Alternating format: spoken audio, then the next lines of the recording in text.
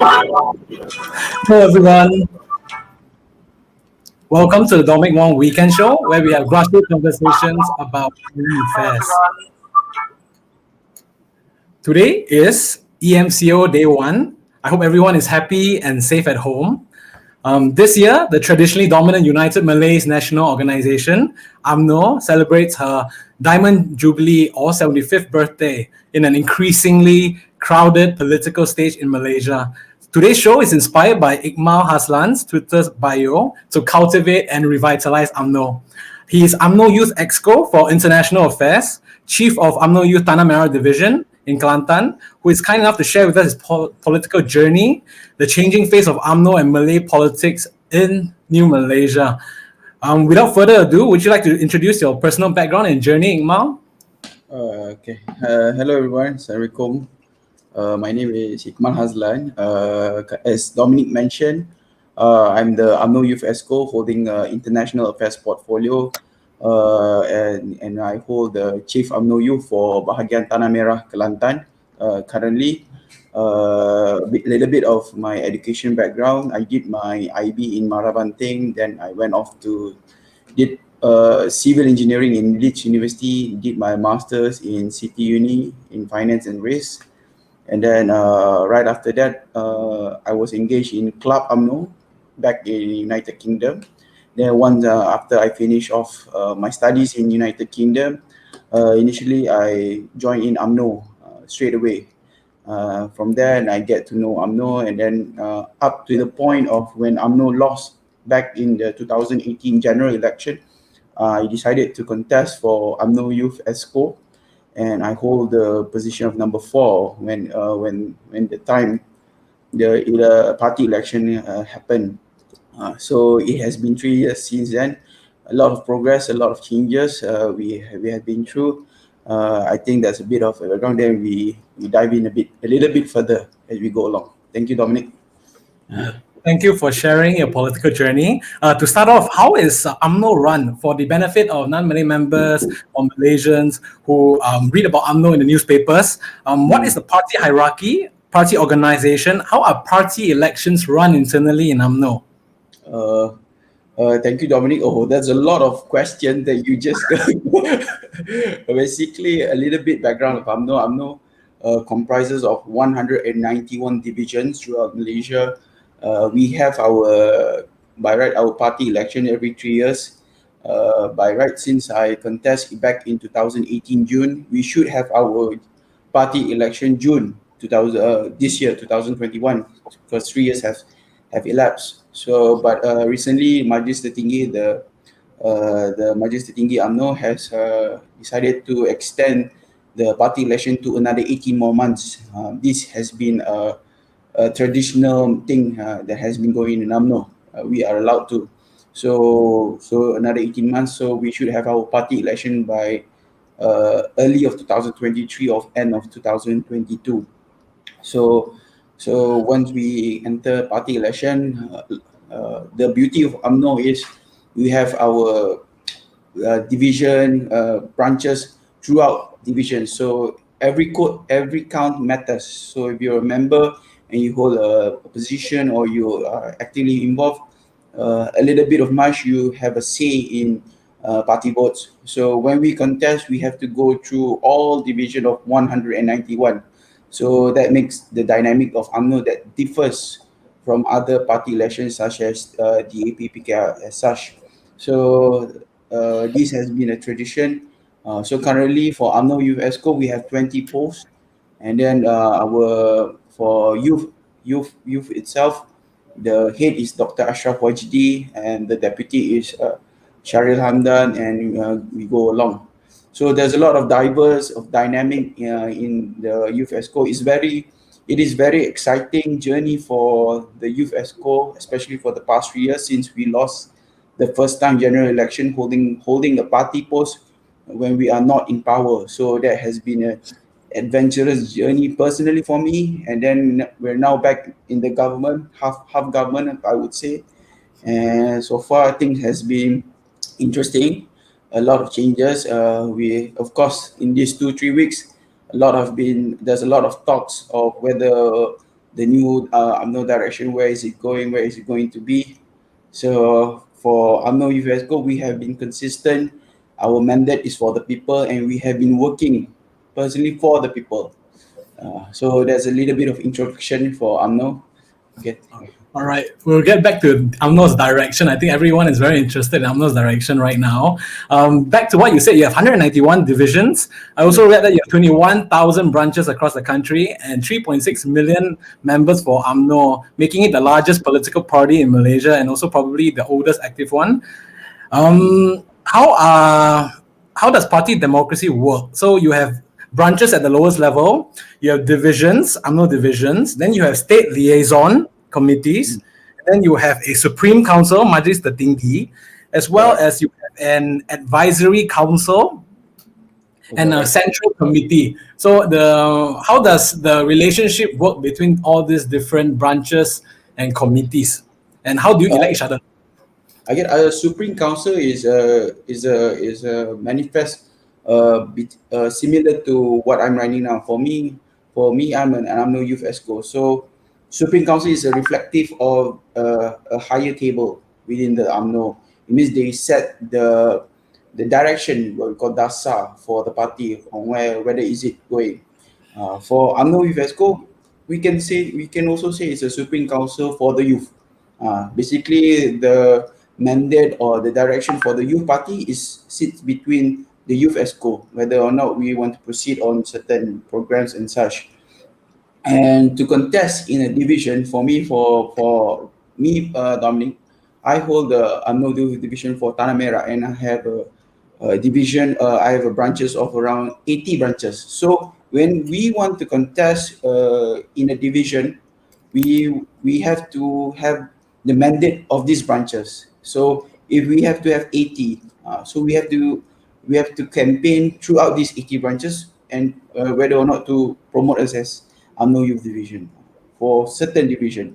So for Tanah Merah, we have around 80 to 100. And if you go to Sabah, you can go as much to 200, 300 division. That's why when we say UMNO holds the largest party, it's true, because the division, the branches goes way deep, grassrooted, and it's not. It's a wonderful thing. So that's why right after we lost Dominic, 2018, when we lost, despite we weren't in power for the first 2 years, for a year and a half. The rakyat, especially the rakyat who used to be helped or assisted by us, still looks for us, because in the same time, who would they usually go to if they needed help in this? So UMNO has always been the fronting face for the rakyat, even up till now. For example, if you have a problem, especially in the rural area, if you have a certain problem, you want to register your kid to go to a higher tertiary education, in the end, UMNO is the front face to assist all this matter, because they were in the government and the experience has been backed by the UMNO since then. Yeah. So to hold a division, you need to hold branches, and then from there you go a little bit higher, and you go along the party hierarchy. Okay. So, for example, branches. So, branch members, they elect the division committee. Is that right? Yes. And that's a simple majority. If you're 80, so you have to have 41 branches supporting your division. Correct. Yes. Okay. And then the same goes for divisions electing the state liaison committee. State liaison committee does not necessarily come from division. It's a mandate by the president. So the mandate, the president has the say who they appoint the head of liaison committee for each state. So for Kelantan is Ahmad Hazlan. So Ahmad Hazlan, the member parliament of Machang, he was being given the mandate by the president to hold the liaison committee. Then Ahmad Hazlan or whoever has the mandate to appoint his own division liaison committee within the state level. So it does not necessarily come from division, but of course, being politician, we can lobby ourselves into the state liaison committee. Okay. So the last part will be what? UMNO Supreme Council. and the party president. So those are elected by.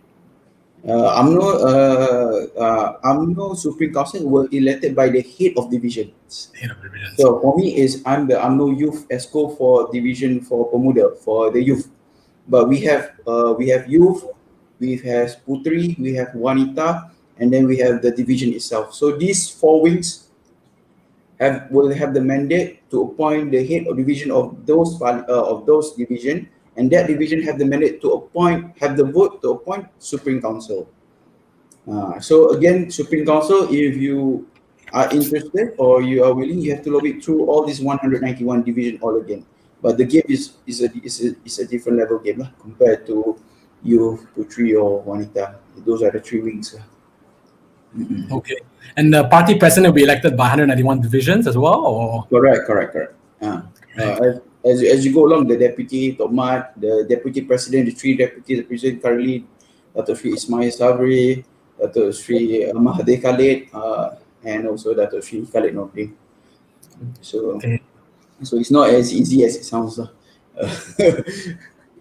Thank you for sharing all the different levels and branches and divisions, state liaison committees, Supreme Council, and the party president, how the elections work. I think it's very informative. The next question is, what is your average work routine like as an UMNO Youth Exco? What is my average work routine? Yes. Oh man, if you once you're in, once they got hold of your phone number, it's an ongoing work. It has never stopped. If you can take a look at all the Facebook posts shared by Dr. Ashraf himself, all the work, people generally, when they have problem, the first idea or the first thing that came into their mind is UMNO, because UMNO has been a traditional party that goes and help the people. So if you look, people can call you 2 in 3 in the morning and say, "Hey, I need help. I need Pampers for my kids. I need food," stuff like that. If you look at the past 3 years, the UMNO has never stopped. UMNO Youth especially has never stopped contributing to the people. Although we are not in power, and that's the beauty of UMNO. A lot of donors, a lot of people has come into, and because UMNO, its network of division towards the branches, towards division, it's beautiful. You can go, for example, you can go to Tanah, you can identify which kampung. Contoh, we have kampung Gualipo, for example, and then you can pinpoint which home who really needed the help, which many party politics differ from UMNO does not have. That's why, despite losing the 2018 election, UMNO has been a relevant party towards, especially among the Malay voters, especially in the rural area. So to wipe off UMNO is not as easy as it sounds. The branches, the vision is huge, and then there's a lot of talks. There's a lot of talks to expansion, and you can see the numbers of the registration for the UMNO Youth has been increasing exponentially, especially when we were on the losing side, when we were in Pemangkang. And also, and you can see a lot of activities, work, all this contribution towards the rakyat has been going. You can just take a look at Facebook post by Dr. Ashraf. He has been non-stop for us. And we were among the champions for ICNA or the moratorium issue, and we have been consistent championing what the rakyat demands and wants during these testing pandemic times. Yes, we'll get back to that later. We'll talk about the Pemulih package. I think a lot of UMNO's demands were incorporated in the Pemulih package. But before that, so as an ordinary citizen, when I have an issue, I usually go to like my ADUN or my MP, but occasionally I go to my party branch. So that could be UMNO or it could be PKR. So how does UMNO Youth Exco assist these branches in helping ordinary citizens like me? Or is it through other organizations like village chiefs or village councils?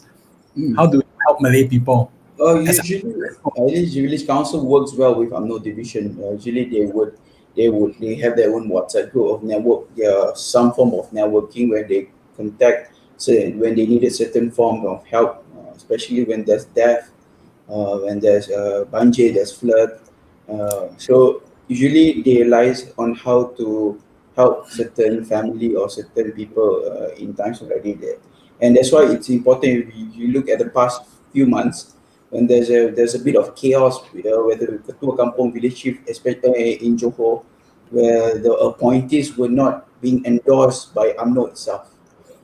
Because being UMNO, I mean, for example, you Dominic, of course you want someone that you are able to work well with, and you know who you can work well.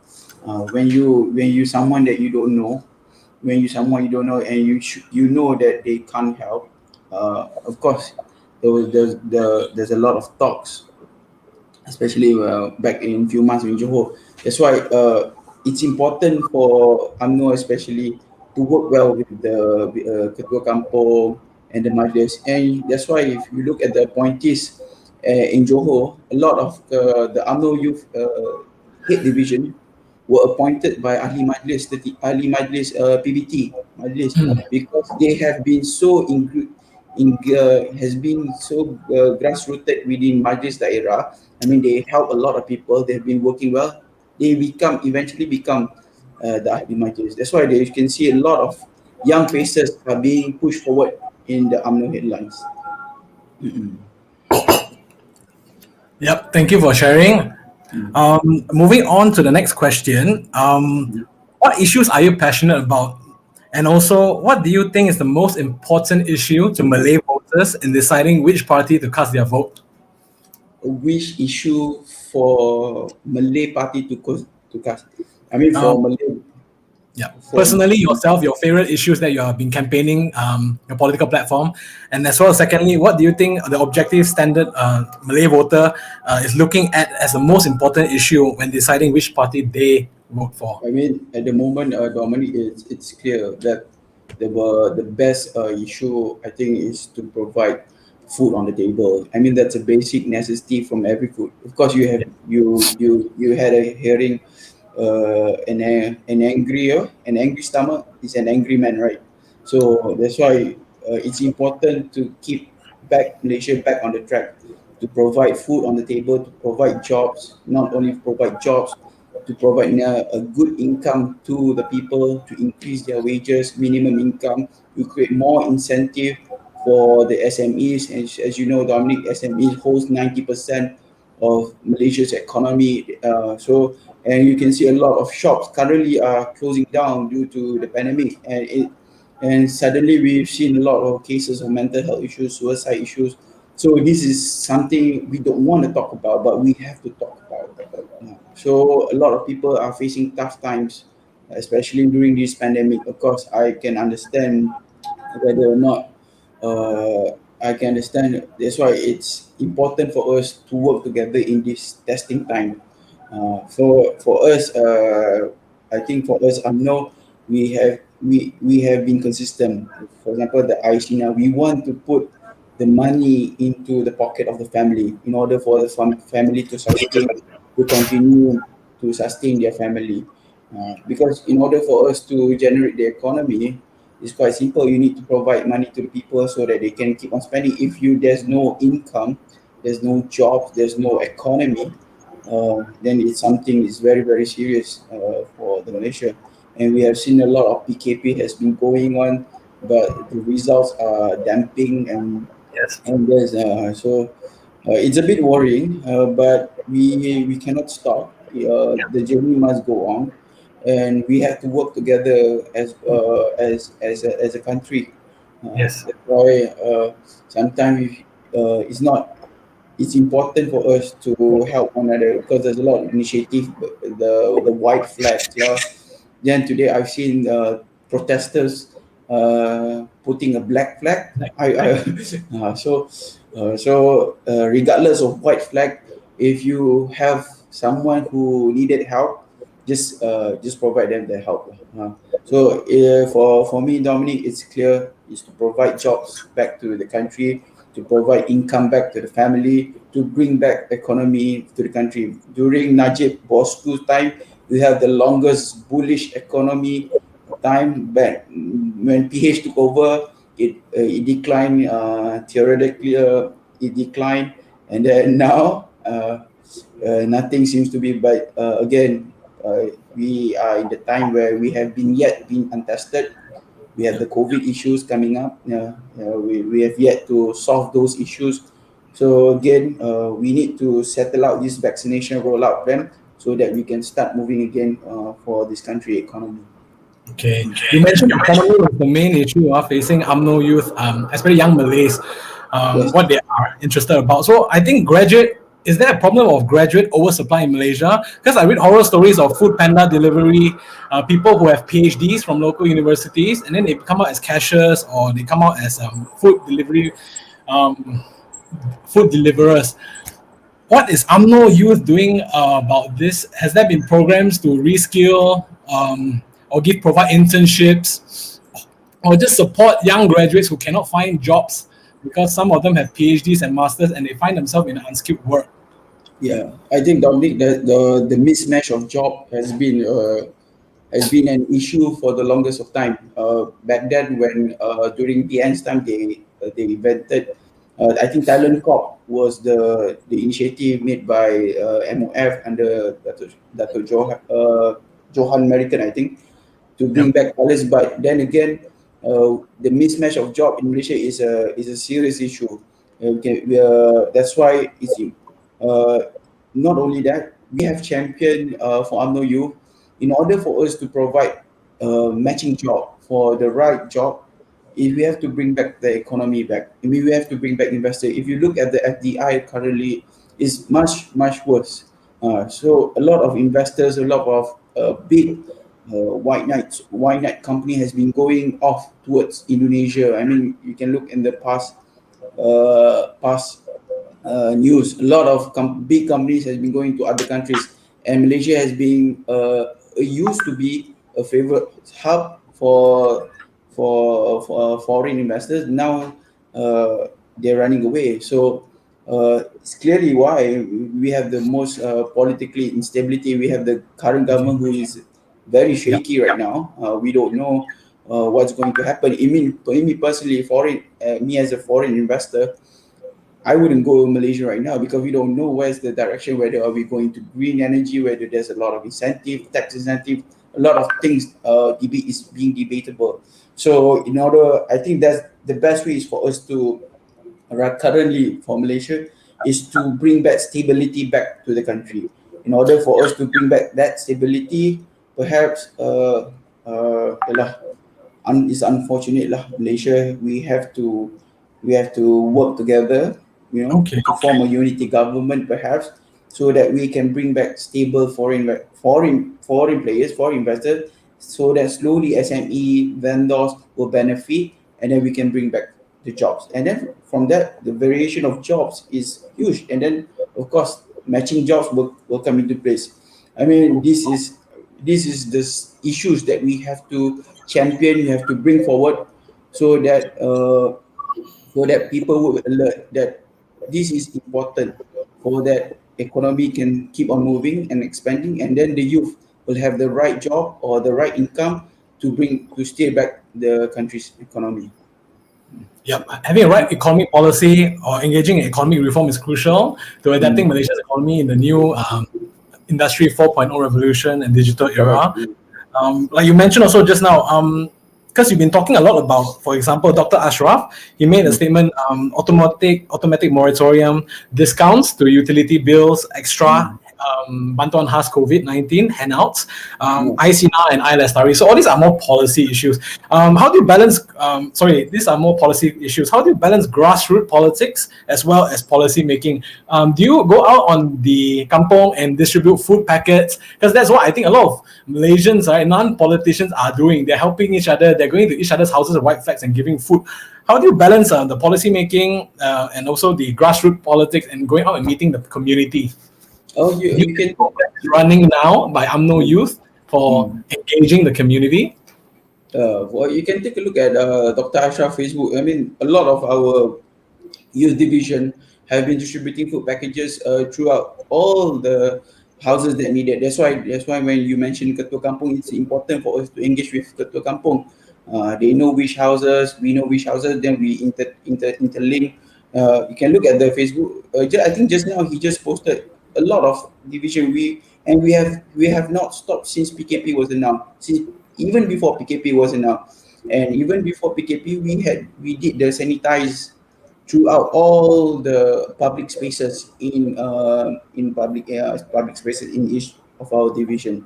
So of course, along the way, we will there will be a lot of engagement with the community, and it's been a clear case that a lot of demand was through the ICNA and the moratorium. It's clear, Dominic, because people are losing job, and people, not all company have the ability to sustain and pay out wages without having economy or any profit coming in.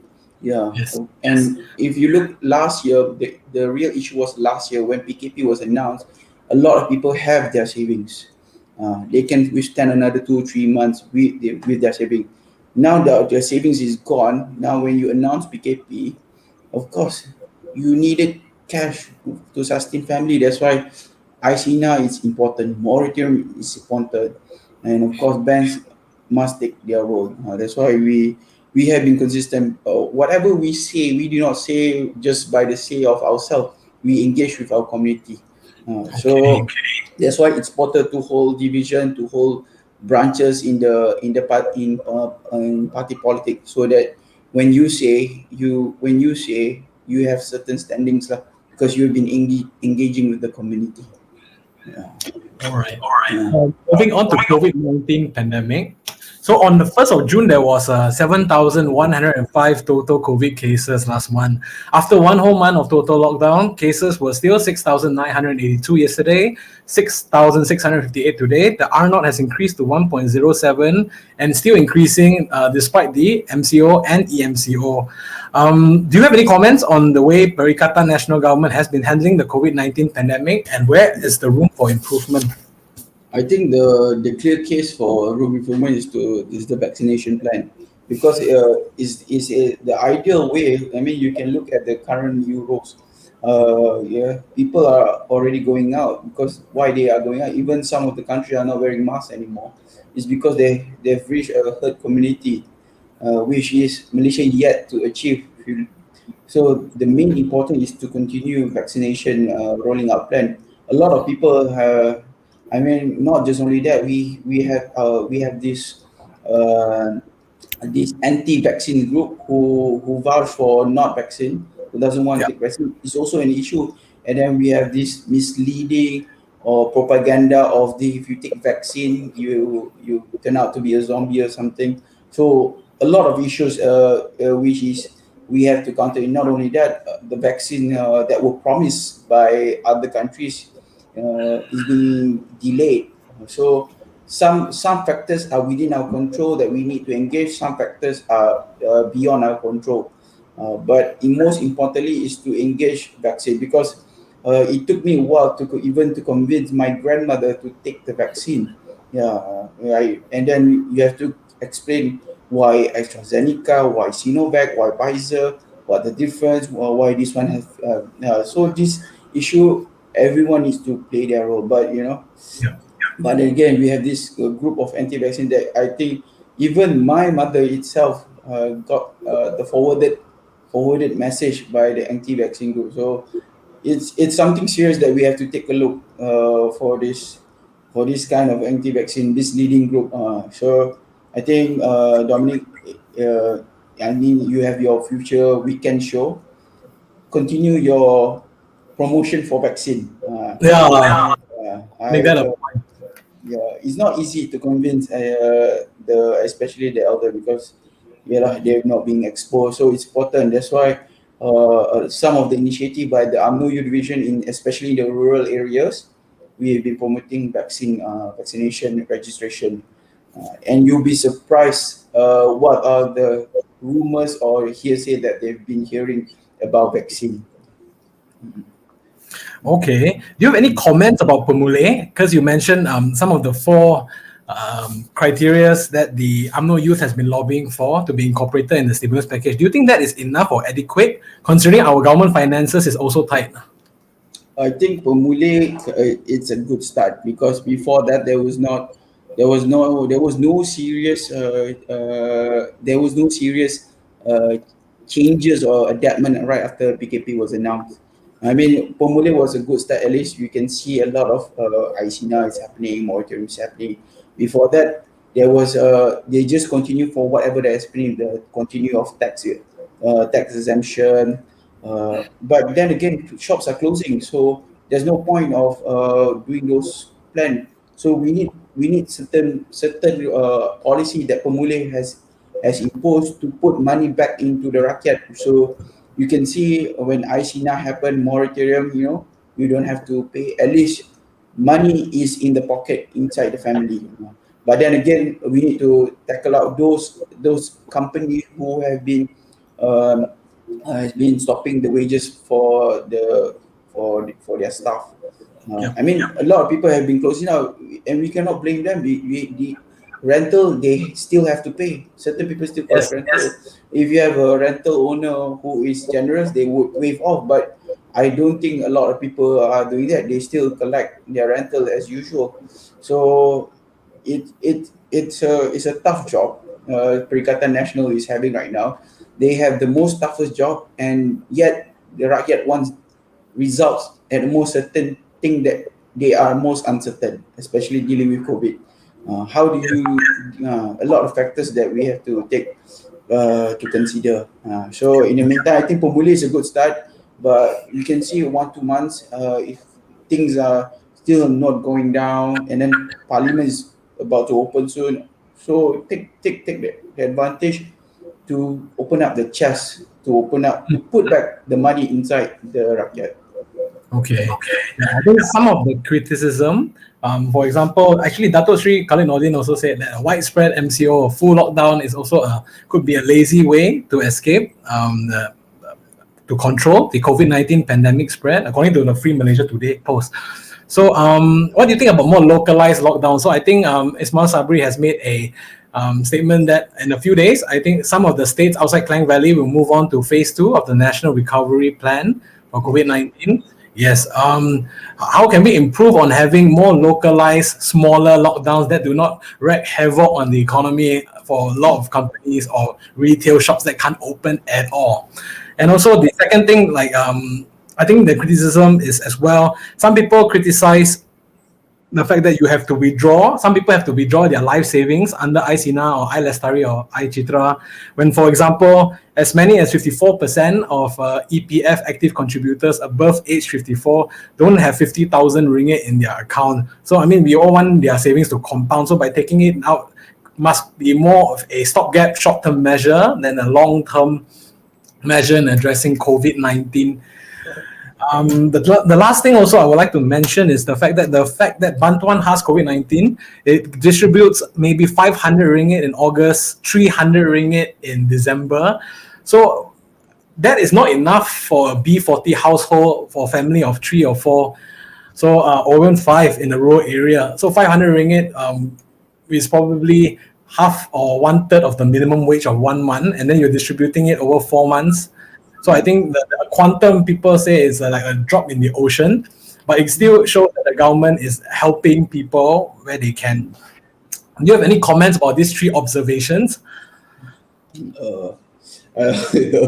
Yeah, but I can understand some of the help wouldn't be able to sustain or suffice even in a month time. But again, not all EPF holders are eligible to take out their money inside, right?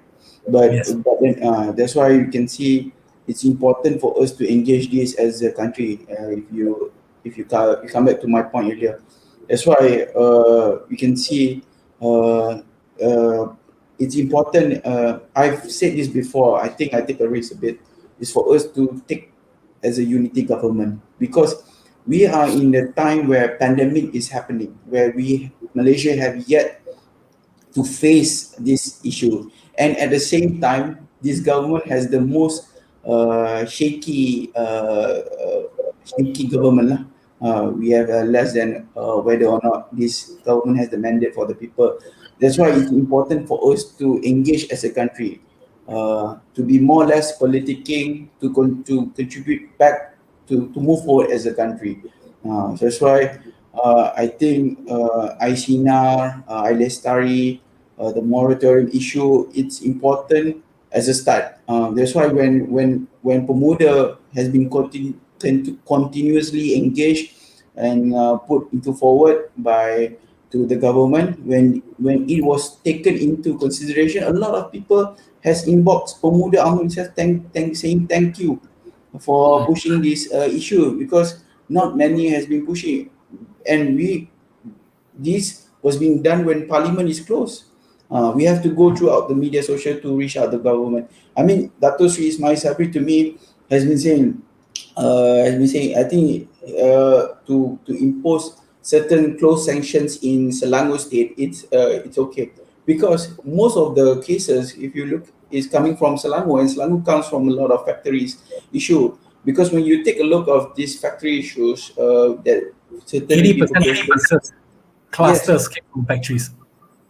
yeah, they don't even follow the SOPs. And certain factory, when they registered immunity, they disclose themselves as a food factory, for example, but then actually they were doing something else. But there was no inspection, of course. When and this in this pandemic time, of course, everybody applied to open up their shop because people want to survive.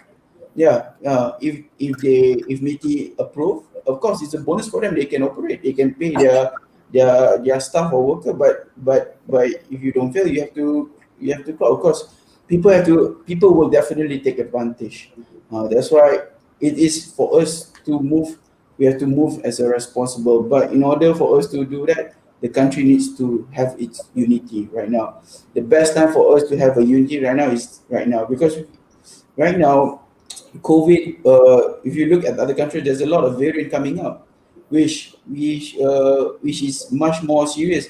In fact, there's a if you look just now, there's a case by the USM lecturer who have said that the new variant is already spreading among us, and we've reached to a number of hard to contain. That's why, Dominic, for every time we go out, every time I meet people or I engage publicly, open like your source, please register for vaccine and convince, especially the older generation, your mother, father. You'll be surprised the stories that they hear through the WhatsApp messages. Don't take, especially some of them who does not have the My Sejahtera. Some of them have not even registered for My Sejahtera. My grandmother has not come out. I registered for her Sejahtera. Yeah. So everyone needs to take their part. People, community, businesses, politicians, the GLC. Everyone has their part to play a role in. If there's one gap that closes, another one needs to close it. So, Dominic, I think it's important for us to be much more responsible in our forefront. Yep. Thank you, Ikmal. Everyone, you heard that right? So please go out there, get all your grandparents, get your aunties and uncles who have been circumspect about the vaccine. Get vulnerable communities to sign up for the vaccine. I think vaccinating is the surest way to get out of this pandemic and consequent and subsequent continuous lockdowns that we are experiencing now. Also, if anyone's still watching, please, if you enjoy this topic, please like and share today's conversation so that more of our friends can tune in today and tonight.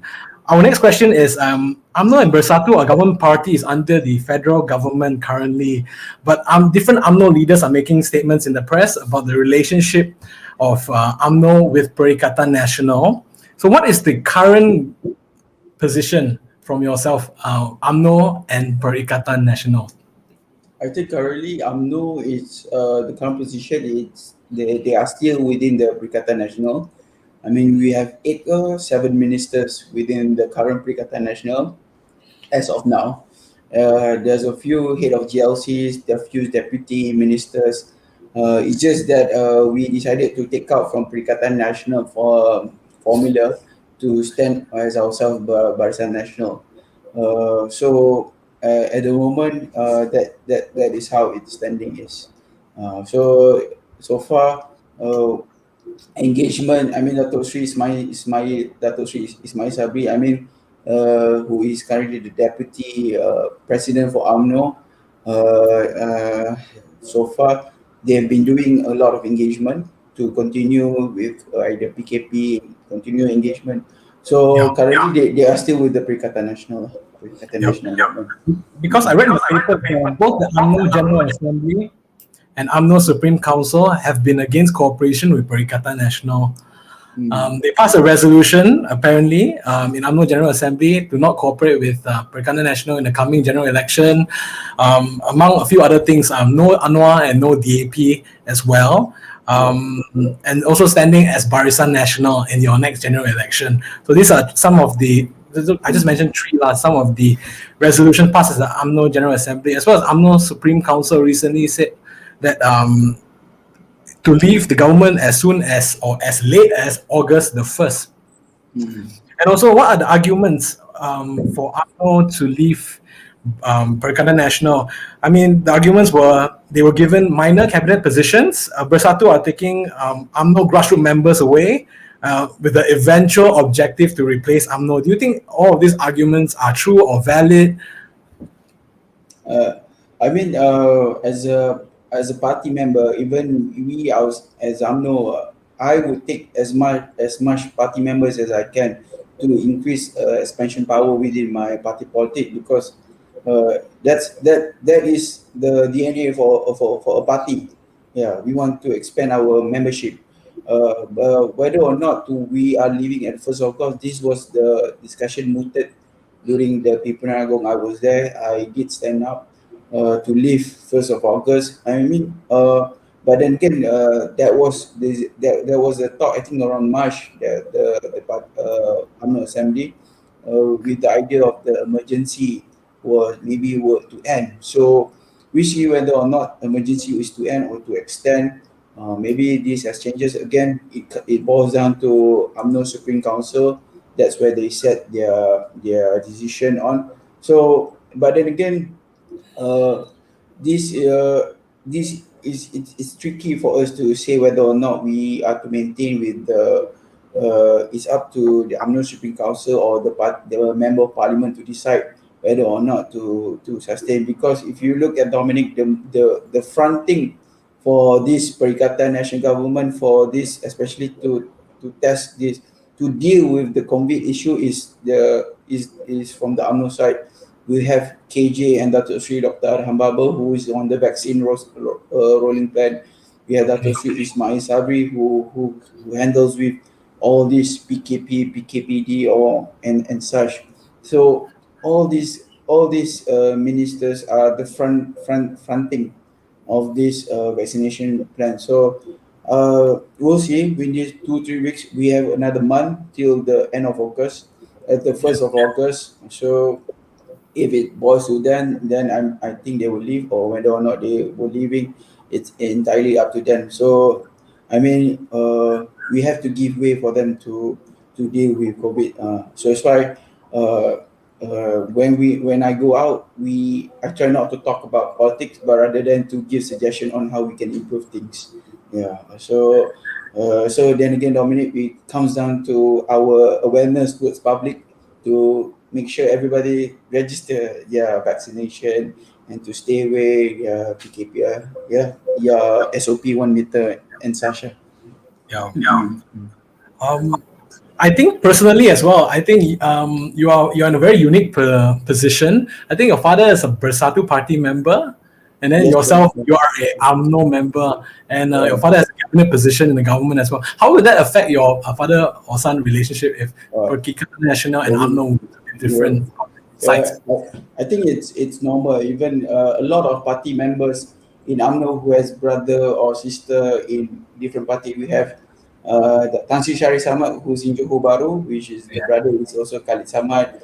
We have Ketua UMNO Youth Division in Tembrau, who is also the brother is from Bersatu, is in Adun, while the other brother, I think the younger brother is the head UMNO division for Tembrau.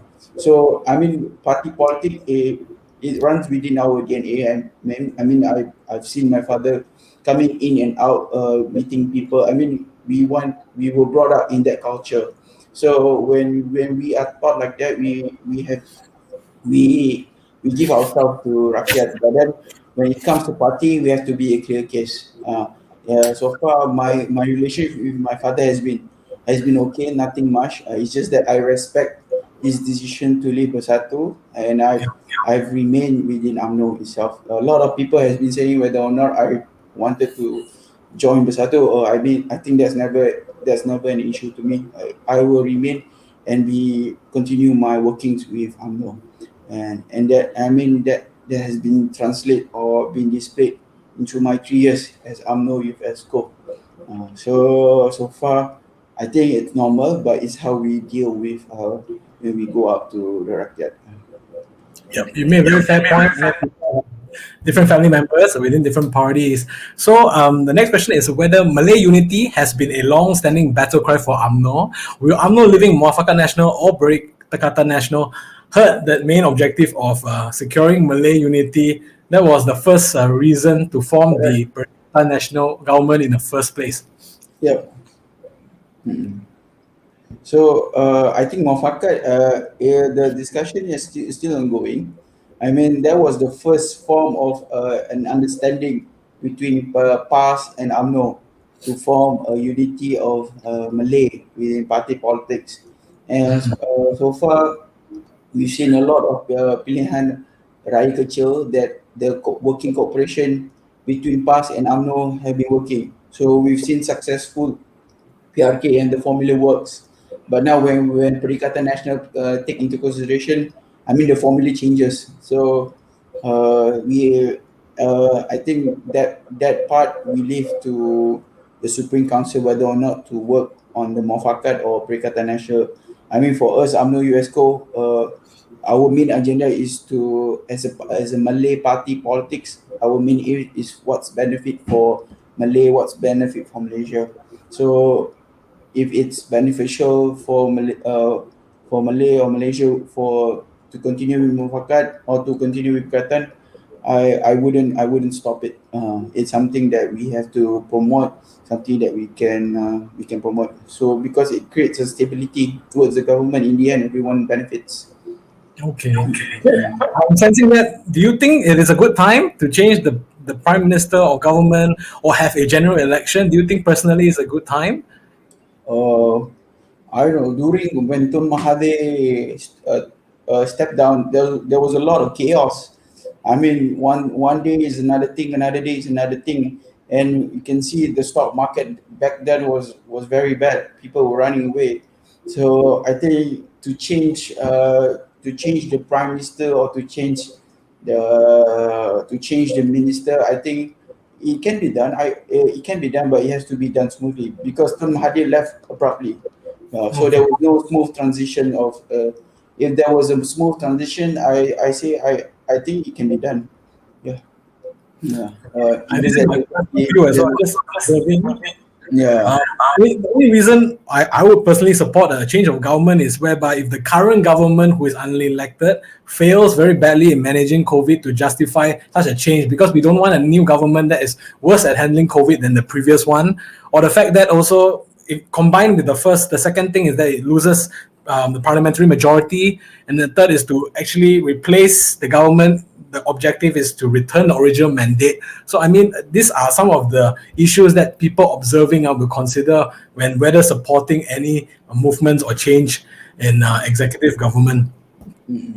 Otherwise, there's no guarantee the next government will be better than the current one. I don't know. Do you have any final comments on this? Yeah, but how do you justify that? It's hard in order for us to know whether the new government can do a better job because it's COVID. You cannot be control the whole thing. It's out of control. So that's why it boils down to we have to promote the vaccination so that we can reach our herd community. I think that's the first indicator. And then secondly, I mean, whether or not the new government, the old government, if you look at the past few months, is the people who has been denying SOPs and a few factories who has been taking advantage to avoid SOPs and such. So it boils down to it comes back to us whether or not we want to follow SOP. If the government say to stay at home, of course, Dominic, you can easily go out and yet not get caught. So it boils down to you whether or not you want to follow SOP. So the rules are being set by the either or the old or the new government, it comes back to the people whether or not we want to abide or whether we want to follow. So Okay. it's a tricky thing. So because the rule has been set, so the awareness and the implementation must be done concurrently with everyone. That's why it's important everyone to take their part. Stakeholders, community, the GLCs, for the minister, especially the politicians, must play an important role to show that they follow their SOP and such. So that we have to take this seriously. Okay. We are almost reaching the heart of today's topic, which is talking about UMNO reform in New Malaysia. But one more question regarding factionalism. UMNO is seen to have several party factions. So one is related to some commentators put it as a court cluster. Some people refer to the other as a cabinet cluster, those who have minister positions. And on the other side, just now I mentioned, up to maybe 10 senior UMNO leaders are currently charged or being charged in court. So is party unity a cause of concern? There was even word of UMNO 3.0. Is there any justification? Uh, I mean, Dominic, the cluster has been not just, it's just a new reform way, because when you're party election, there's a lot of cluster. Whether or not your maybe Dominic, this is someone's a whether you're boy A, boy B, whether you're which faction are you in. I mean, party politic. That's the politics of it. So whether or not we want to separate faction, that's why that's the beauty of UMNO. You cannot be controlling everything, despite whether or not you're in which faction, whether or not you're in this faction, whether or not you which party, whether you're UMNO 3.0. In the end, it boils down to whoever who the workings that have you been done. So if myself, I'm the youth ESCO, when the division see me as ineffective, they will put me down for the next party election, despite whether I'm not in cluster mahkamah or cluster cabinet or whatever. That's why it's not easy as it sounds, whether or not you're in which division. UMNO in the end is what you do when what you serve to the people. If people in the party sees you as effective towards rakyat, you seem to be mobilized, you seem to be operating, then you can go up the ladder. If not, you might just stay dominant and you can continue being dormant to which faction that you've imposed. It's normal in party politics, whether or not you're in faction A, B, or C. It has been before, or back in during Najib's time or during Patla's time, during before Syamud's time. Yep. So I yeah. agree with you. I think factionalism is in all parties, PKR and DAP alike. Yeah. It's just how good and how well UMNO handles these divisions. Because I think in 1987 there was a Team A and Team B party splintering. We don't see that happening again today. Or, I mean, do you think that is far fetched? Do you think that currently everything is united? Party unity is still under control? Or? Yep, the current party is still united because that's the beauty of UMNO. Despite our differences, Yep. despite our differences of despite of our we can go public, but in the end, it comes down to what the party sanctions was the UMNO what's the during the UMNO January assembly is being mooted. I mean, we can go a bit through media social or whatnot, but then in the end, we sit down together as one family, then discuss the set new course for UMNO. That's why we have the Supreme Council, we have the UMNO Youth Exco meeting, so that we can debate and we can fight during the meeting. And then, but when we go out or we go publicly, the the, the responsibility of the meeting we still uphold to it. Yep. Party unity. On that note, we'll move on to our next question. So in 2018, UMNO suffered a huge electoral setback for the first time. Has the party undergone any internal reforms since 2018? Or is there any reforms that UMNO Youth would like to pursue as a party manifesto and platform going forward?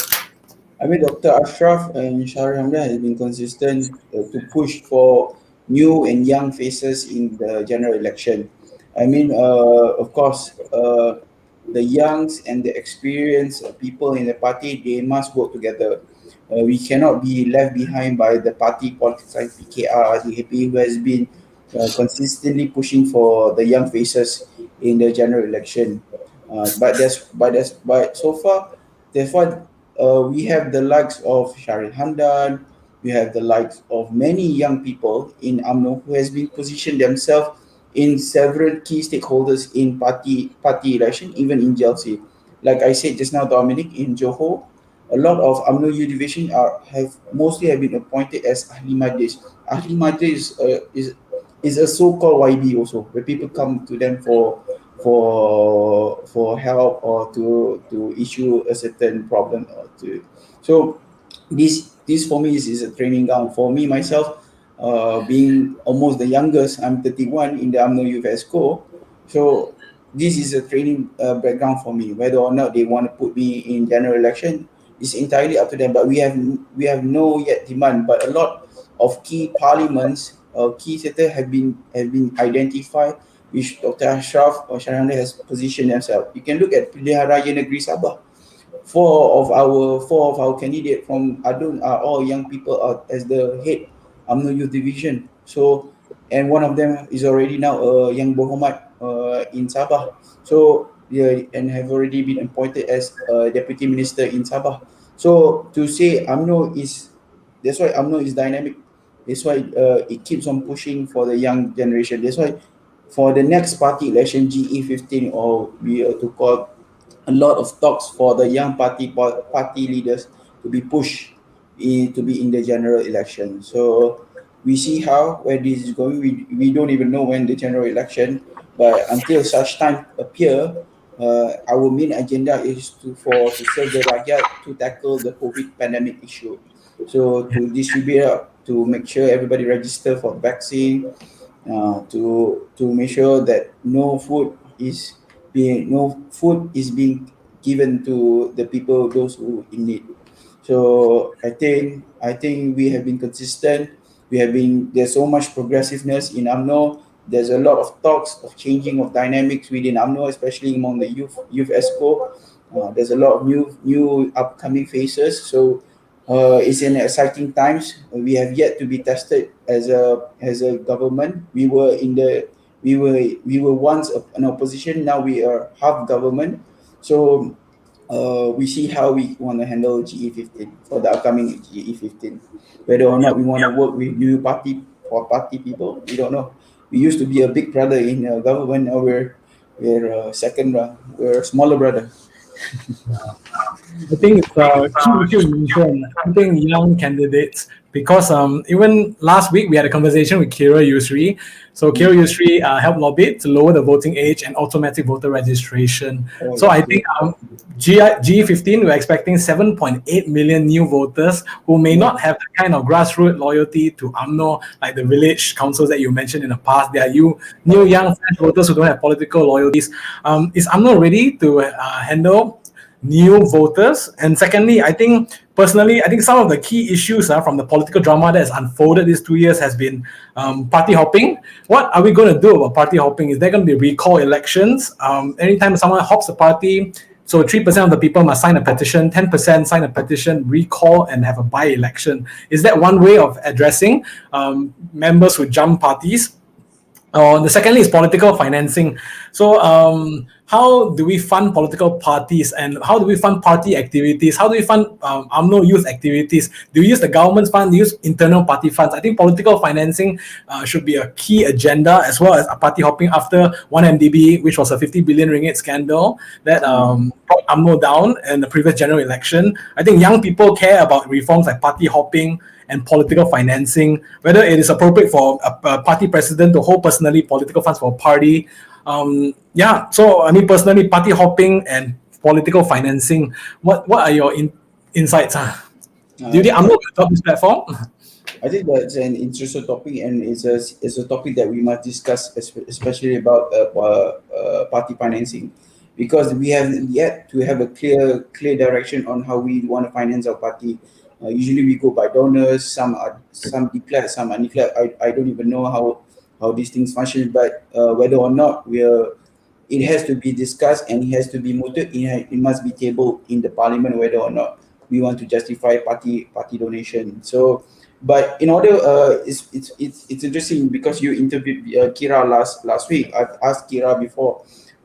It's good that even in Undi 18 initiative, UMNO Youth has been has been promoting and has we want that to happen. We want the young people to be in politics. We want people to know about politics, to involve in politics, so that when young voters comes into the picture, so this topic, these progressive topics such party hopping, party financing can be discussed. So when the room for discussion is open, then only then we can channel on what way we can maneuver this topic. But as such, but we need to have a lot of young people in the parliament so that the discussion can be done. Right now, if you count below 40 of party member of parliament, you have less than 10. I don't know who is below 40. I think Syed Sadiq. Syed Sadiq is the only one. I think there's a few people in the member of parliament who is below 40. So there's a lack of young representation within member of parliament. So when only 18 happen is a blessing in disguise. So we want that to happen. So we want young people to involve politics so that there'll be more room for discussion especially to discuss on progressive topic. But my take on this is it needs to be tabled in the parliament. It needs to be settled out. If not, we will take a setback towards Malaysia. Thank you for sharing. I see some comments in the comment section. Please hold on. We will address your comments one by one after the session is complete. So if you have further comments for Ikmal about party reform, about UMNO Youth direction, or the direction of UMNO in New Malaysia, please leave them in the comment section below. So back to political financing and party hopping. So I think Tan Sri Syariah Samad, so Johor has a think tank. I think you liked it as well. Our Bait Amanah. So they organized this topic, recall elections, and then they brought in Kuang MP, Wang Shuqi. They brought in Tan Sri Syariah Samad, Abdul Rahman Dalan. They brought in Bersih 2.0, Thomas Fan. And then political financing as well as a very live topic because of all the previous scandals that happened. Besides these topics, are there any other topics that you think UMNO youth are currently pursuing? How do we see UMNO youth as pursuing a progressive agenda? I don't usually associate UMNO youth with political reform. Not only that, there's a lot of talks for party. Not only that, not on party hopping, party financing, but there's a lot of talks on international matters as well. For me, for my portfolio, Dr. Ashar has given a mandate to me to continue engaging with issues on such as Palestine, to engage with OIC's stakeholders and such. So this thing was not being mooted much back then. Maybe we take things for granted. But now we are engaging. Even in fact, you can see Dominic during the UMNO General Assembly, because of COVID times, we couldn't invite a lot of international embassy towards our General Assembly. But then a lot of people have been contacting me because they want to participate in UMNO Assembly because they know UMNO holds much of the majority among the Malay. So you can see how relevant UMNO is, especially towards the current towards Malaysian politics. So for us, UMNO youth, we have to continue engaging with the youth. We have to talk the language of the youth. We have to speak what the youth demands, what the youth want. So that's why we have been consistent, Dominic, for the longest of time. We want a high-paying jobs for the youth. We want internship to be mismatched for the youth, for that the economy can grow. We want the high income jobs for the youth. We want a lot of foreign investors to come in to invest within us so that a lot of economy can grow even further. So this issue back then was not being much discussed. Maybe because we have all the ministers, but right now when ministers is not on our side, we have start talking about all this issue. That's why Sina, Lestari, moratorium issue, the first one who initiated to push for this matter is from the UMNO Youth Exco, even the UMNO itself, because we've engaged with the community. We've seen a lot of people have been suffering. There's a lot. Even before when the suicide issue came out, we've been talking about this so many times. So so back then, so we can see the progressiveness, the thinking side of UMNO have been sitting. We can sit down together and we can push what the agenda, what the rakyat wants, and so that we can execute. So I believe if we take into power or UMNO comes into power again, we will be a different kind set of UMNO who speaks on the language of UMNO, and at the same time we can address issues such as party hopping, party donation. But again, to get that vote, we need to have a clear mandate by the rakyat for us to push this agenda towards because we have been talking about this, but it needs to become togetherness. I mean, party politics like DAP or PKR must come into consideration to declare their assets and such. Because I saw Syed Saddiq previously, and he said that there was a political financing act that was supposed to be tabled in Parliament, but then the government fell before it could be tabled. So there is actually a draft bill out there that has already reached the final stage of passing it. Do you think you will continue supporting this agenda going forward in the future of your political career? And the next question will be about women and corruption. How do you address perception that UMNO is more patriarchal and does not give enough space for women to grow? And the second one, how do you address perception that UMNO leaders are, some UMNO leaders have been more elitist and less grassroots and also perceived to be corrupt? I mean, for women issues, Dominic, I mean, back when we were, even right now, a lot of women, we have 8. Who are the ministers, women that come from UMNO? We have 2.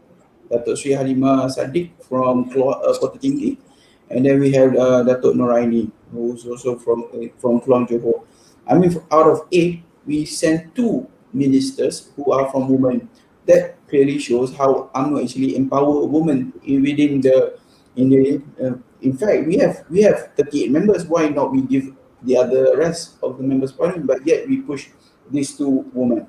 And not only that, Dominic, you can see we have 3 wings. We have Pemuda, Putri, and Wanita. Right now, the Wanita wings, we have promoted them to be the same level as the deputy president, because we see the role of women as the future, as the backbone for the country. And I think this has been going so long, and we have been consistent. Back during when I started engaging with UMNO, we've already seen that women is being pushed within UMNO, woman growth. And then secondly, when you mentioned, what was the question again just now? Perception that also women issues, and do you think what do you think the way the rakyat and the people perceive some UMNO leaders to be elitist or engaged in corruption? How do you address perception like that? I mean, in this, so many people, it's subjective. I mean, having a background, or what's your background? KLCC, behind your background, what can be an elite position. I mean, that's why. Very to be in party politics is dynamic. Certain people like myself, Tanah Merah, we have to be grassrooted. We have to know where is the rakyat, where is the kampung. But certain division in Kuala Lumpur or Selangor, their politic chemistry is within the urbanites. So the engagement must be different. Their language must be different. So that's why politics 1 + 1 cannot be equal to 2. There must be a lot of dynamic of changes that we need to consider. So to forgo to say that elitist or whatnot, we have to stay away from that. What Dr. Ashraf or Sharia Hamdan of the UMNO has already put down into forward is to go back to your division and to serve the rakyat. So whatever that the needs, we must put ourselves lower than the rakyat wants or demands. So I think we have translated our working for the past 3 years tremendously. We have been non-stop working for the past few years since the party elections. Despite we lost during 2018 general election, and I know a lot of people, especially in the rural area, have been missing. I mean, rindu lah towards UMNO present as the government. So, but then again, we have to improve ourselves. 2018 was a shock, and was a loss. I mean, it's a disguise. It's a blessing towards us. We get to recheck our values where we've gone wrong, and then from there we can start moving forward for the next general election, 50-15. Yeah. Do you think UMNO Youth as a because you mentioned KL and Kelantan, UMNO Youth are slightly different, more urbanite, and one more suburban. So because I watched this interview by National Professors Council fellow, Dr. Muhammad Ali, who said that some UMNO youth leaders attend their meetings coming in Range Rovers and Porsche. Is this perception, which was rejected, it was denied by Dr. Ashraf, but do you think this perception persists because is there any grain of truth? I'm not too sure because I've yet to see any Porsche people to come towards a meeting. Sometimes we even get a ride together towards UMNO election, but now with the COVID, since last year we've been doing our meeting towards online. So maybe what the professor, I think Dr. Asri, is it? In the previous. He says academic research shows that UMNO Youth Exco are 90% millionaires, according to him. I don't know where he get his facts. So I think rather that's why we have to manage perception carefully. If we go along the line of whether Porsche or whatever, we will go along that line.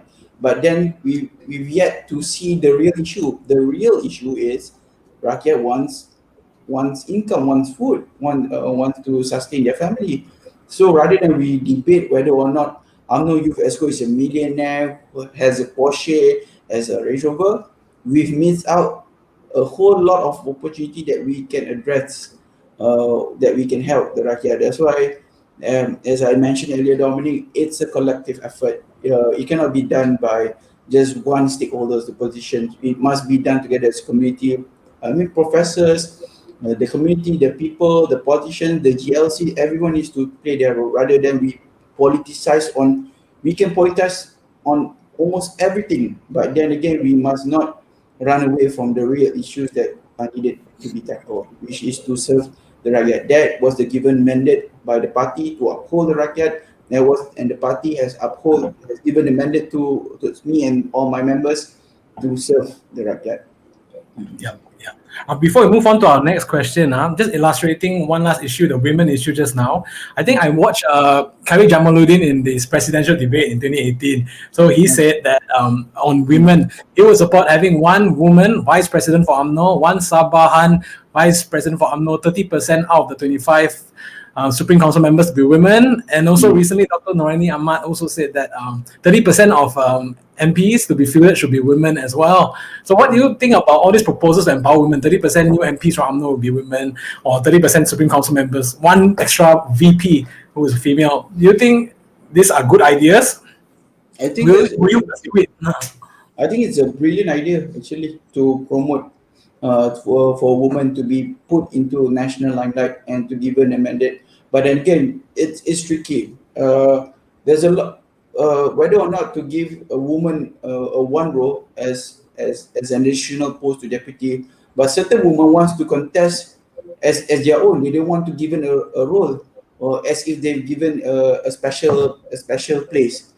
Some women do not want that. They want to compete on the same level playing field as the men, so that they're given a post. So it's tricky, Dominic. So, but then again, the roles is still needed.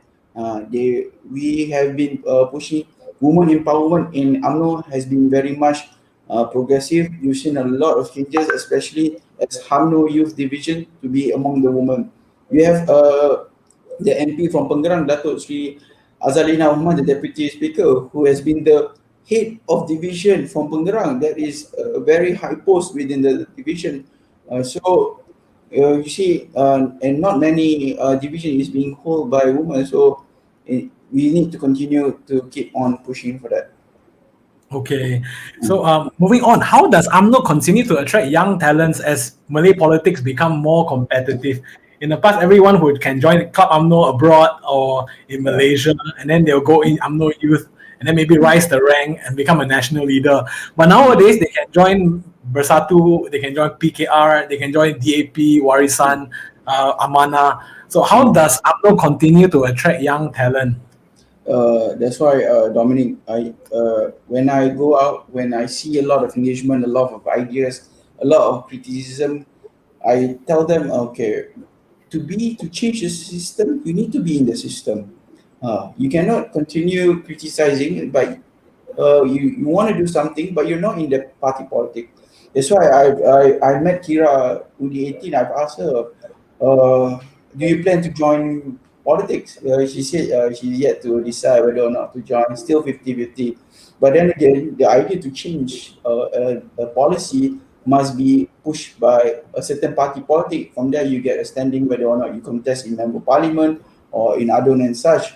So I urge to any young voters or young people who are interested to be a policymaker, to be in the to change within the government, to join party politics, regardless of UMNO, PKR, DAP, or PAS, or whatever party politics.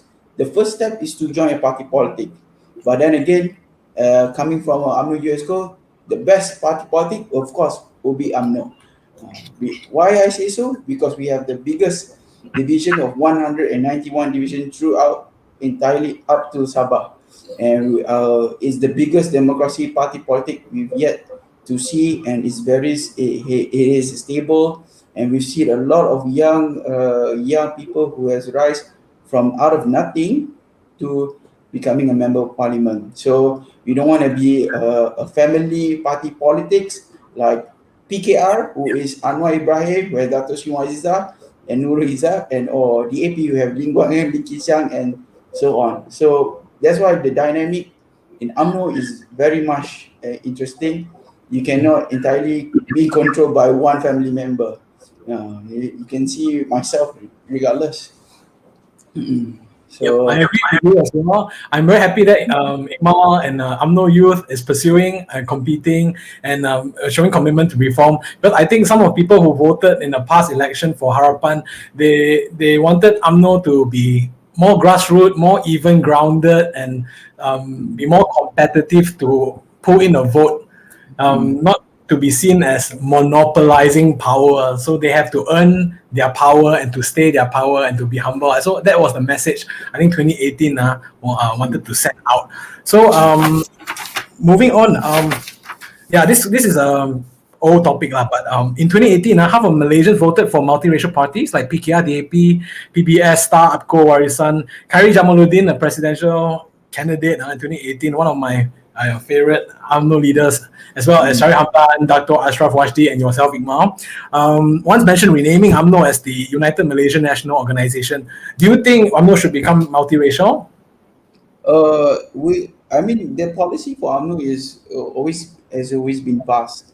I mean, we've pushed for Malay agenda at the same time. We've never neglected for multiracial commitment. So I think it's important. I mean, when Khairi contested for president, it was a shocker to me, but it was interesting because we've never seen a president to be contested more than one very very lacking to see to be a president position to be contested by so many parties.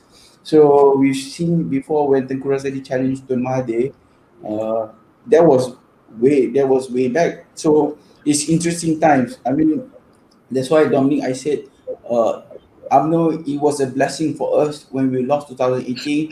We get to find ourselves.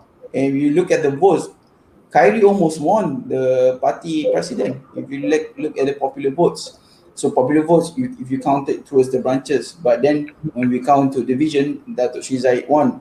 But that's party democracy, regardless of who you like or who you dislike, you still uphold the president. So we'll see. We have another 2 years to see whether or not where UMNO's direction is, whether or not we want to push for young people or we want to push for still an experienced party leader like Datuk Zaid.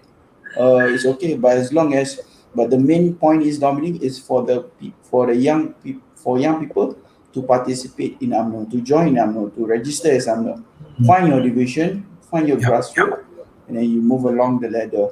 You might lose, you might fall, you might win, but that's party politics. But that's where the real national agenda for policy making starts. From there, you can start making suggestions towards media, social, and such. Okay. Yeah. Do you think race-based parties are still relevant to the Malaysia's future, considering half of Malaysians? Again? Do you think, considering half of Malaysians voted for multiracial parties, do you think moving forward, race-based parties are still relevant in Malaysian politics, considering so many Malays, maybe 30% voted for Pakatan Harapan, and feel like their interest can be covered in a multiracial government? What are your comments? I mean, for us to move away from multiracial is still a bit far-fetched, because we've talked about this since we've talked about multiracial or affirmative action way before, during Najib Razak time. Because when we talk about affirmative action, we want to open up for Bumi Kota, we want to abolish Bumi. It's a very sensitive issue, but we've still yet to discuss. But then again, we've seen a lot of, especially you yourself as a Chinese people, a lot of Chinese people does not want to abolish Chinese school, because if we want to start there, we have to start from education from the bottom itself. So we get to get the grouping from the younglings, from the young generation, so then we can go higher the ladder. But we see a lot of people, a lot of Chinese community especially, who do not want to abolish the Chinese school. So for us to talk about whether or not to move away from multiracial party, it boils down to our education, whether or not we are ready to open up certain room for negotiation, so that we can push for national agenda, for more Malaysian, more holistic, more equality for all. I mean, it's a topic, but then again, you can look at US when George Floyd happened. I mean, George Floyd is one act that US has been promoting equality for all, but yet we see a lot of the African American to be neglected towards the system, despite they are pushing for equality. So we don't want to avoid that. If there is an issue, let's face the issue, whether or not we want to hide it or we do not want to face like that. If you look at the book written by Amy Chua, the World on Fire, how they describe why Malaysia affirmative action back when Independence Day was the best policy during that time to balance out the equality for all races. Until such time, we need to respect what the Constitution demands, and from there we can move on. But then, Dominic, I tell you, UMNO, especially the youth wings, we've seen a lot of progressiveness to talk among the non-Malay party. That's why we've opened up a lot of division, and we have two UMNO youth division who is not even a Muslim. They're even a priest in Sabah. So it's an interesting party to be in, especially to be in UMNO. So I think that's about it. Yeah. As an ethnic Chinese myself, I feel like I think ethnic Chinese and Indians also feel in this country that there is a long-term demographic decline.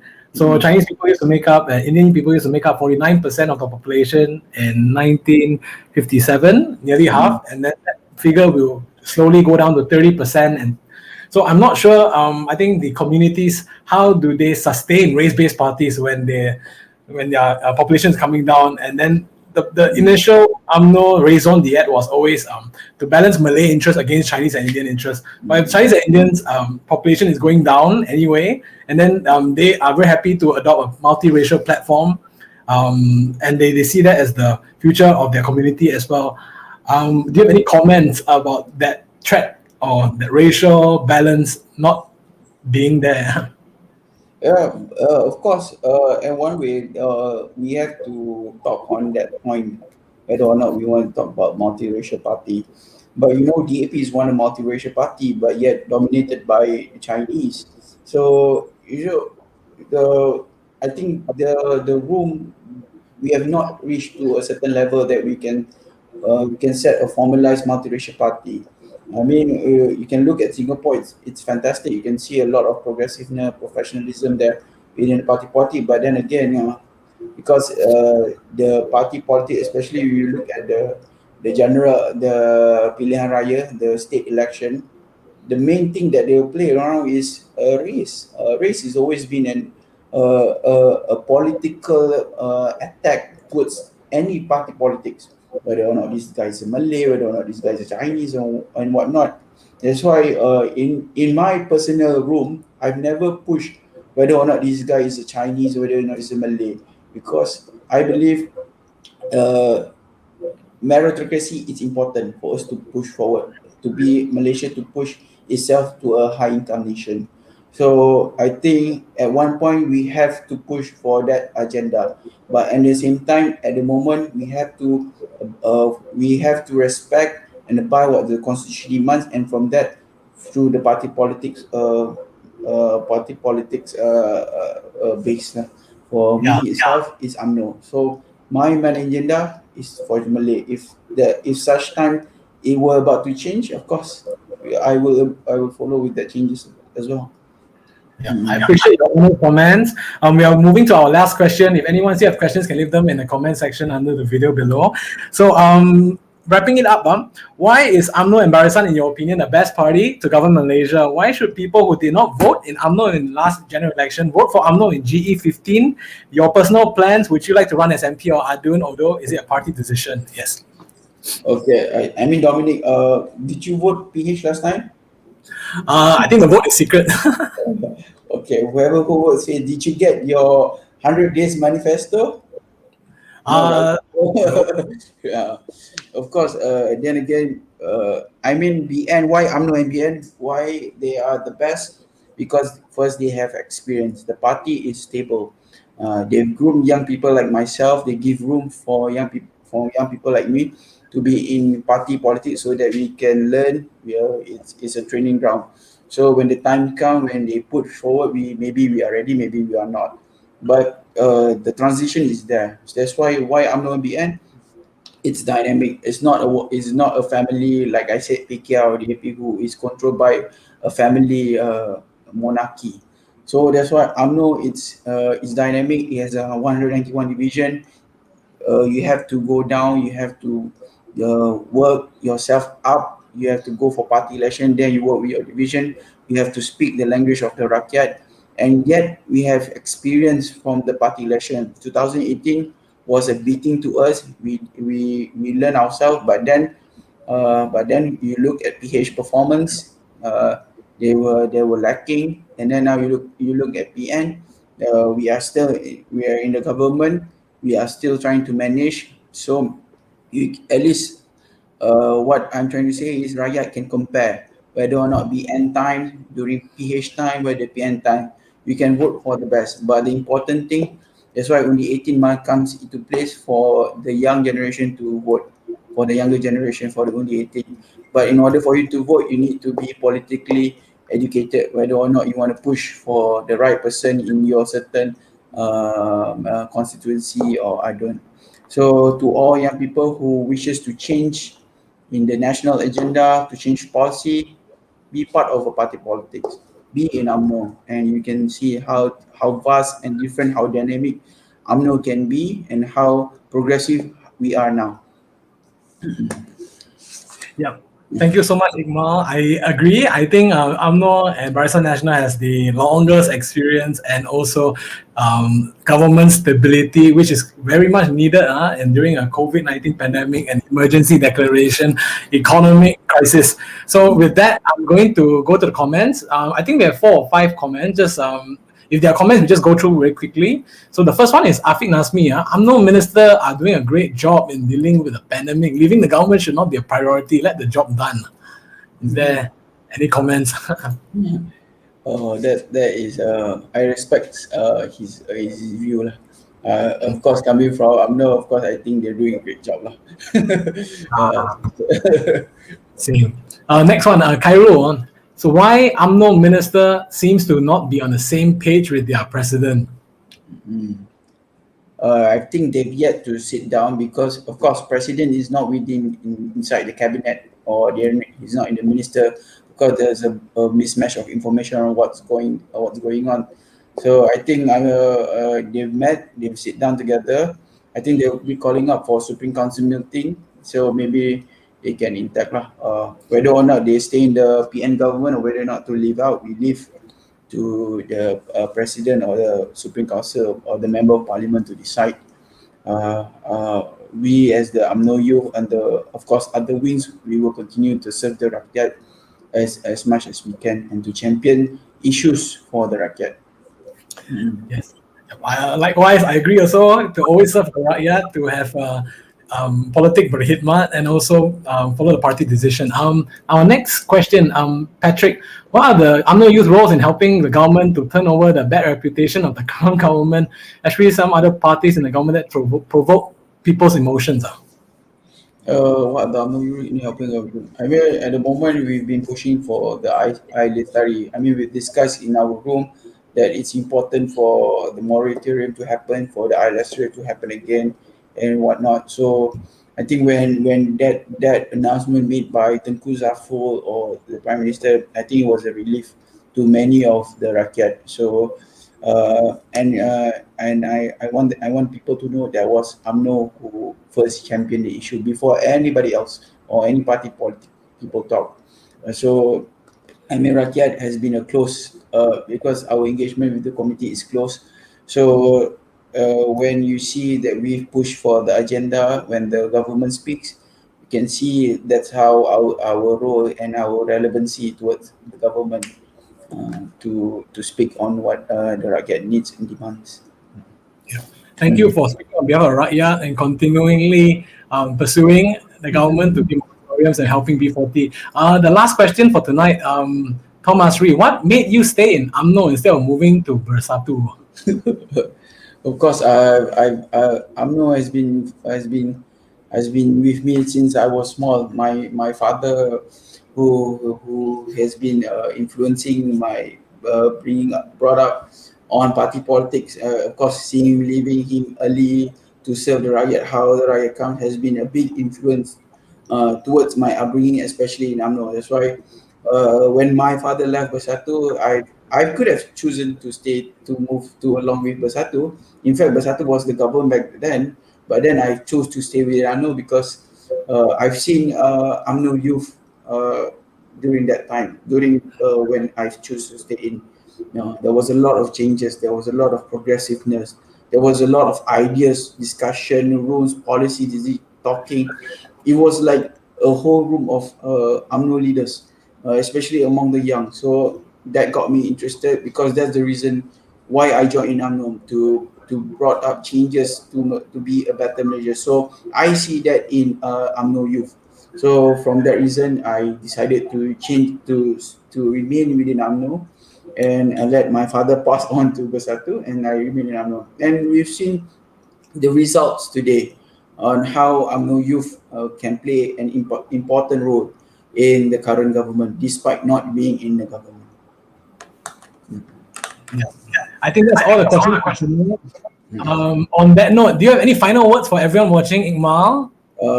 I hope whoever wants watching, please register your vaccination plan. Make your especially your elderly, your mother, father, push for the registration vaccine. I mean, there's a lot of people who have yet to register for vaccine. We need to reach a herd community for the economy to kickstart again, and then we can start the country to start moving again. So I think, Dominique, I mean, you have your weekend show. Please continue your awareness towards registration, and for us, Malaysia, to reach our herd community. So it will be a shaky time for Malaysia, but hopefully we go together. Yep, I agree as well. So thank you everyone for watching tonight. Thank you so much, Ikmal, for joining us today. I hope you continue to pursue the welfare of all Malay people and all Malaysians in general.